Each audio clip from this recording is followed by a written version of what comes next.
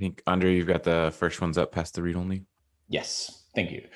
So I wanted to provide a bit of an update on performance work. I on purpose didn't do the mid milestone check-in just because this milestone we have a lot of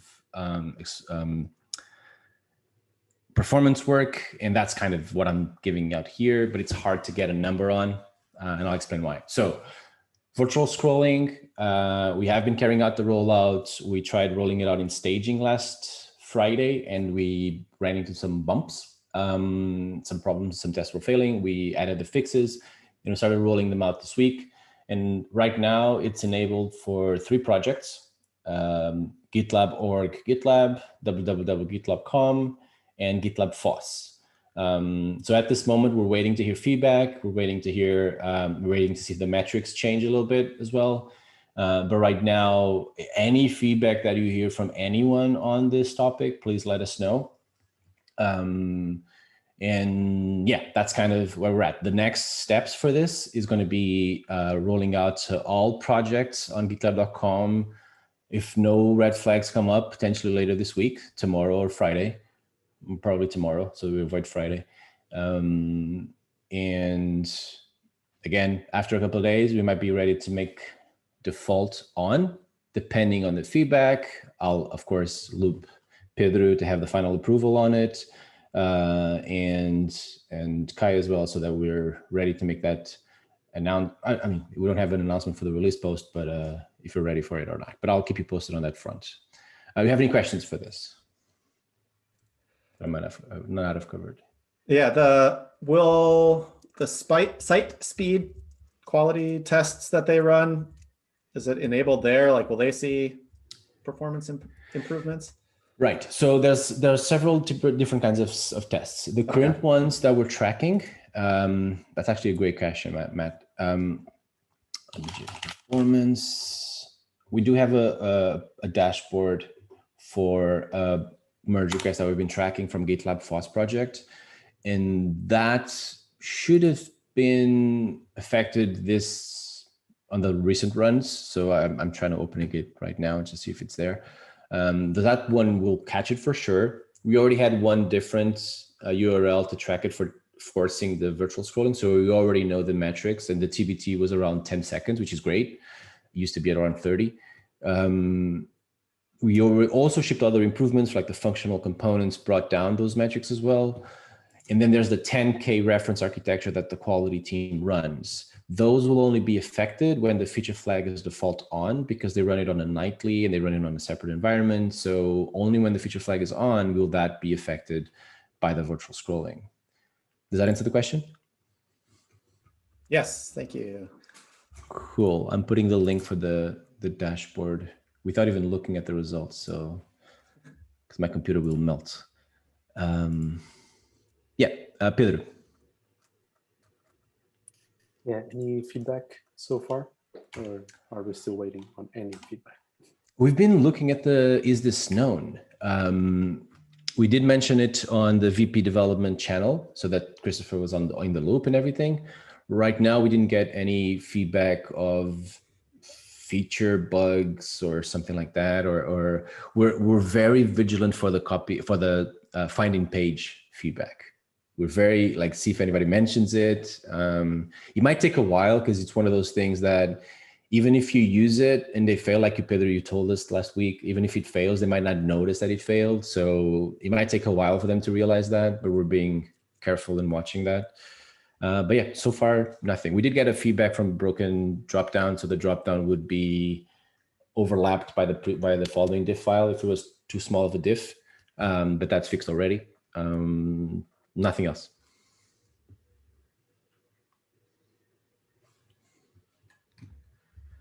Kai. Yeah, I was curious if we should post in development or what's happening at GitLab. Yep. Development seems like target audience and the other one doesn't. I'm hesitant to call attention to something and say, go find bugs in a way that's not helpful. But I wonder if we may just be able to generate some kind of feedback by doing it. I think it's a fine balance to walk because it's it's not a feature.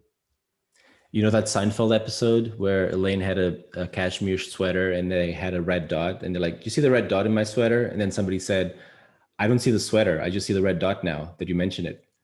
So if you call attention to it, you're right. So I'll give it probably another week for your spontaneous feedback. But before we turn it on for all projects, I'll definitely do that. So what do you all think about waiting for the next week to do that? Sounds good?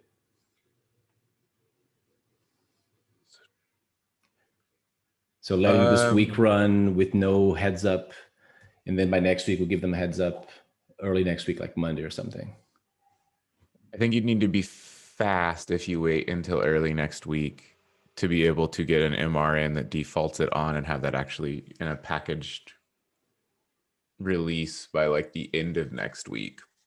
You'd just be on a tighter timeline. Okay, together feedback. Well, okay, so one other thing. We're not in a rush to make a default on for customers, okay? We do want it to be on by default. We do want it to be on gitlab.com by the end of this quarter, but that still gives us time in 14.2. And that would probably be the cautious thing to do, honestly, to give it more time, since the feedback might take a little longer to gather. So I don't have any rush in enable. I didn't promise anyone that we'll be enabling this by default on 14.1. My forecast is that we'll be enabling this on early 14.2 in the best scenario, well, not the best scenario, the realistic scenario, enabling it on early 14.2. So I don't necessarily feel we should rush turning it on just because we want it out, especially for customers. On GitLab.com, once we have it for all projects, I think the feedback will roll in if there's anything meaningful. But I'm not in a rush for 14.1. Okay. That's fair. Sounds good to everyone? Yep. Sweet. Next, memory efforts. So we had some tasks for memory efforts, one in particular about object freeze, and that turned out to not be as worthwhile as we thought. It could be that the benefits we shipped recently have brought down the fat of the app in terms of memory already. So we're kind of like scraping the barrel there. But we do have other ideas. So we're still pushing for improvements in other places. One of the things that was brought up, Pedro, we kind of wanted to hear your thoughts on it, is whether we should consider trying virtual scrolling on the discussions as well, on the overview tab, or should we wait for the feedback and the rollout completely of the diffs? Do you have any feedback on that? That would be for memory, correct? That too, TBT and memory. I think we can start a proof of concept for that. It would be separate feature flags, yes. Yeah, I think we can, if we have time and if it's something okay. Compared to everything else that we have that we could do, I think it's worth going after it. Okay, thanks. Right now, I just wanted to see if you had a strong objection into going right after that as a POC. I see that you don't, so I can save the time from everyone. Good. Justin has a deliverable for TBT on the discussion, so it does fit perfectly with it. Thank you. That's it for the update on performance work. Anybody has any questions that I might not have addressed? Cool. What is the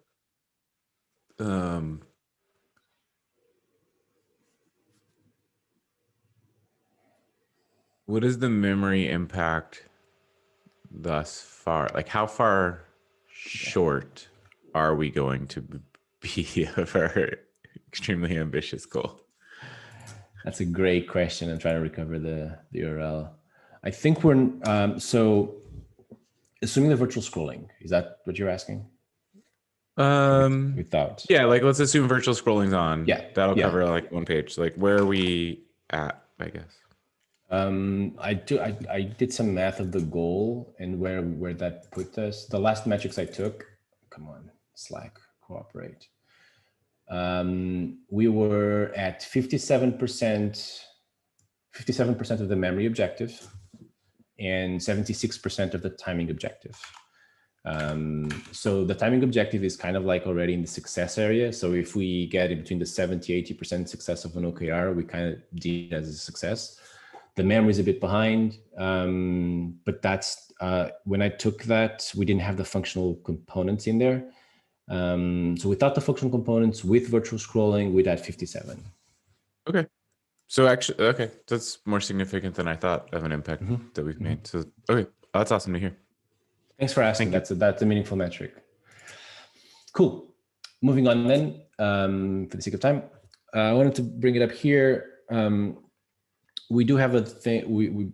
We got a blocker, so to speak, place with the cog menu, adding a button and reloading the whole app, because it wasn't producing worthwhile improvements. It was actually becoming slower in some cases. And now the question that we have is, we have the addition of the button and the reload of the application. They're two different things. And I know that we had a discussion, and Pedro, you were engaging with Phil. And from what I understood, if I understood correctly, we're holding off from shipping the button itself. And I wanted to understand better about why and what's the concerns there, and why shouldn't we just release the button itself without the reload? Thanks for the issue. You mean just opening the dropdown, having the button, and it won't reload the whole page, just behave as before. Yeah, behave as before, but instead of clicking the checkbox in the radio button, or checkbox immediately reloading, you would have to click the button to actually reload the state. Yeah, the reason is we were waiting on data to understand how often those options are changed, and if users change them in a short succession, and if they change, so basically if they change multiple options in a very short amount of time. If that's the usual behavior, it makes sense to add an extra click because we're saving requests. If not, if people just change once in a while and it's only one option, it might not be worth it to add an extra click. Okay, yeah, I understand that perspective. Is that easier to gather that data in terms of how long will it take for us to gather that data? Kai, you want to speak to that? I think we instrumented most everything we need to make some guesses at the data. It is waiting on me to actually take time and build charts to look at the data. So it's sort of blocked by me finding time to do that. Okay, that's fine. My fear is that the detection of the succession of changes, it's going to be harder to detect on the data than just shipping the feature itself. And this is what I want to talk about, to the level of effort. Right now, we have both of those things in code written, and we just extract the part where it reloads differently and would keep the button in. And from what I got from Phil, it's pretty straightforward to ship it as it is, even behind a feature flag if you want to give it a try. But what I fear is that clicking a checkbox and causing a reload of the application is a learned habit at GitLab. That's how we always had it.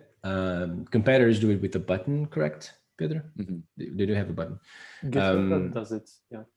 And I still remember when Booking.com had a bunch of filters, and whenever you enable something, they would block the whole UI, and then they did an improvement where you can play around with the filters as they're reloading, and they will take care of the updating the state on their own.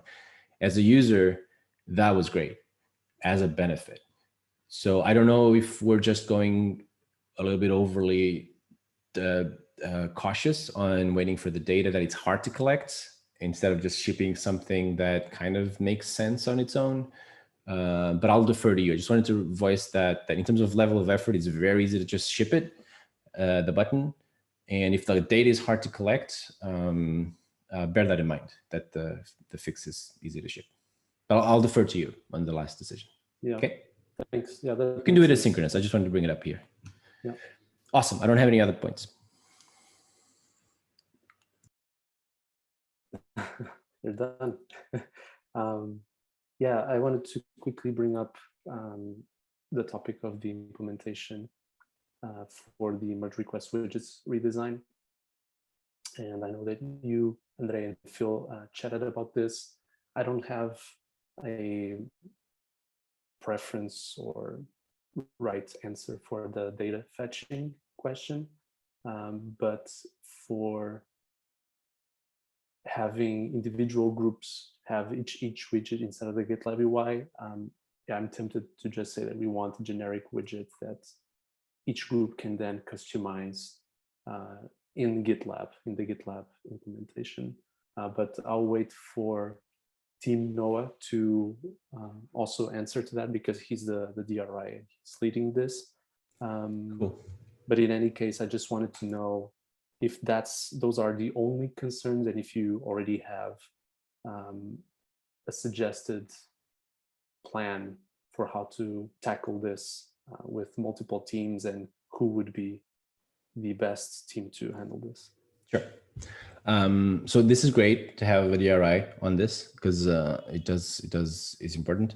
From the implementation side of things, I've been talking to some people and getting some feedback, and I'm going to be sharing my views on the issue this week. And there's a couple of options. There's a couple of options for us to go forward. One of them are a little more informal, others are more formal, but the formal ones are more concrete in driving results. So full disclosure, I'm leaning more towards forming a working group, which will have members from each one of the groups that will be implementing widgets. And then they can create their own OKRs to updating the widgets themselves, but they will always have someone on the kind of board thing in the loop of what's the direction, and having a strong workflow of approval for code review. So we would be overseeing everything, but not necessarily writing the code, but we will be overseeing every architectural decision and every implementation as well. That's what I'm leaning to. It does come with a little bit of overhead because we need a sponsor, but I'm still figuring that out. I think we have a good idea of who could that be. And that will drive results. We'll have an exit criteria. We'll have concrete actions and frequent meetings and stuff. So that's what I'm leaning. I'm going to propose that on the issue once I have it more materialized, potentially tomorrow, and we'll go from there, because it's starting to get close to the start of the quarter, so we need to get it moving. Cool, awesome. Thanks. Thoughts on that? Yeah, Sound good? I understand what you're saying and why maybe a more formal approach would be preferable. Yeah, and although this is something that, yeah, recently I know that this is something that fell on your lap and everyone's lap. Oh, but we love it, because we all know the pain of the widgets. So yeah, it's great. But Thanks. I'm very thankful for you to be thinking through this and coming up with Okay. a proposal. Thanks. You're welcome. Can you, like, if it feels like we have time, so I'm gonna ask this question. Sure. Can you clarify, like, Phil's statement of where should the data fetching? Correct. So that's one of the technical decisions that we haven't been able to make, because we don't have the right people on the table to have that discussion. Having that working group would help. The question is this: right now we have the code divided by the code that's in GitLab and the code that's in GitLab UI. All the code that's in GitLab UI, it's kind of like a dumb component that gets used by the applications. The applications gets the data fetched, then they pass it to the components through properties to render the data. But the data fetching itself would be done by the app, not GitLab UI. Tori proposed it moving into GitLab UI. It's something that we have in our minds. I'm personally in favor for now in moving to GitLab UI, but it does come with a lot more logic than usual than the current GitLab UI components. So it could be a different dimension of components in GitLab UI. And that's the question that Phil is asking: is it okay to put the data fetching responsibility inside GitLab UI? Like, would we configure the instance of GitLab that the component would drink from? So that's a new thing for GitLab UI that we have to talk to the engineers and to see what's the right approach for GitLab UI itself. What I'm thinking personally is, if it's on GitLab UI and it's a fully capable component to just drink, we give it the ID, we configure the instance, and the widget itself is capable of fetching the data themselves. Then we can have the core component of the extension on GitLab UI, but also the secure widget and the ready to merge widget and all that stuff that we be able to import, for example, for the VS Code, like just as an example, or a third application that we wanted to show the merge request. We'll be able to import the UI of the merge request to different applications instead of we have the core in GitLab UI that is very dumb and it just gets that data passed to it. Or do we have the actual widgets built, customized through it? So that's a bit of a question. The licensing also comes into mind. So we're going to have a discussion about how that's going to look, where we're going to place the components, and that's the topic. Make sense? Do we do that for anything else currently? No. This would be the first, I think, from what I understand. And we're okay in keeping it separate and having just the component on the view shared folder of GitLab. It's just harder. First, it's harder to develop because it takes longer to run the pipelines than in GitLab UI. We have regression. We have visual testing on GitLab UI that we don't have on GitLab.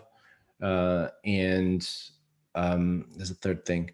Yeah, the enforcing loosely coupled components on the view shared side of GitLab, it's harder because you can totally overreach to code that's just available on GitLab. Whereas in GitLab UI, you know that you're not going to use anything directly from GitLab project because you're on a separate project. So that will be easier to enforce that loosely coupledness that we want from those components. It's a harder separation kind of thing. But there's also cons to do it there, less flexibility, that sort of thing. So yeah, we'll weigh all of those in and find the better way. We do want to invite the groups into this conversation. So that's why it's a question, but I don't think we'll have an answer until we have everyone from Secure and from other groups on board so that they can weigh in and say, from my perspective, it doesn't make sense. From my perspective, it does. Yeah, that makes sense. Cool. I just didn't understand the question. So thank you for clarifying it. Cool. All right. Anything else?